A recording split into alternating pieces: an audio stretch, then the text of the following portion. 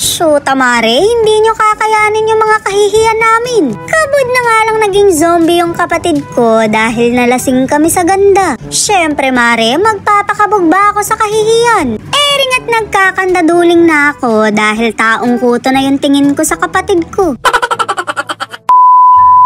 Bago nga ang sakuna, nakatambay lang muna kami dito. Tamang sarap-sarapan lang habang nagpapaantok. Gabi na kasi kami nakarating dito kaya hindi na kami makapagliwaliw. Mabuti pa yung nanay namin, tamang fly-fly lang sa dalampasigan. Iniwan niya yung kalahating katawan niya sa kwarto kaya binabantayan namin. Huwag sana kaming malasing dahil baka mapagtripa naming lagyan ng asin.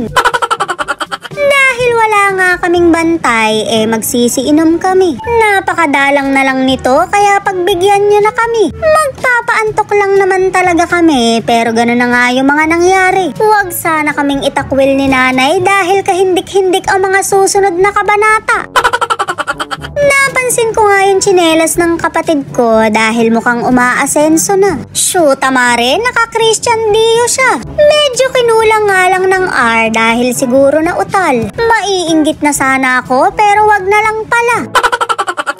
O diba, napakaganda ng kapatid kong alakdana. Napakahaba nga ng buhok niya pero may napansin ako. Shoot, Mare, buntot yata ng kabayo to. Napaka-smooth, walang kadry-dry.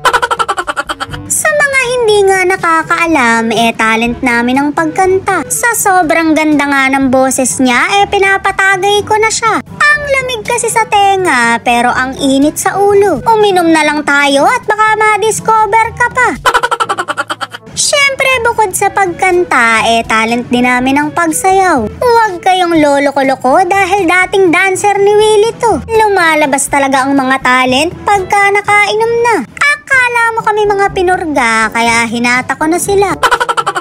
Bago nga ako malasing, chinek ko muna yung mag-ama ko. Mukhang nag-e-enjoy naman sila sa isa't isa. Napaka-sweet nga niya dahil may hinanda pa raw siyang kanta. Sabay-sabay natin pakinggan para ma-bad trip.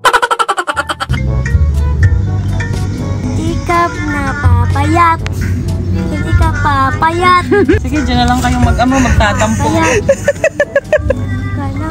Taba, taba, taba, taba, taba, taba. Medyo nasaktan nga ako kaya magwawalwal ako. Mare, hindi na raw kasi ako papayat. Sino kayang gumawa ng kanta na yon? Parang ibig kong tagaya ng puro. Nandito tuloy kami sa tabing dagat, nagtatampo. Shoot, Mare, kabod na lang nagka-zombie dito. Hindi nga kami makapaglangoy sa dagat, kaya dito na lang siya nag-backstroke. Wala ka talagang hiya sa katawan mo, magaya nga. Siyempre, hindi tayo magpapakabog dahil makapal din ang mukha natin. O diba, nag-heart shape pa sila. Tayo ay nasa fine dining restaurant. So yung pagka-squatter natin, iiwan natin sa bahay. So, dumaan ka, ano si Wiss, ano si Mikay, imbis na, sorry, ano ginawa mo? Mire, hihingi lang naman. Social naman niya ng mayaman. Mali. Dalo!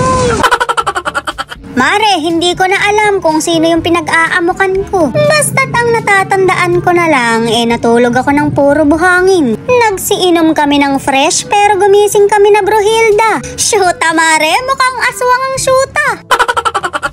Pero kahit puro kami kahihiyan, kami-kami lang naman. Masasayang ala-ala na masarap balik-balikan. Mare, mukha nga lang kaming aswang.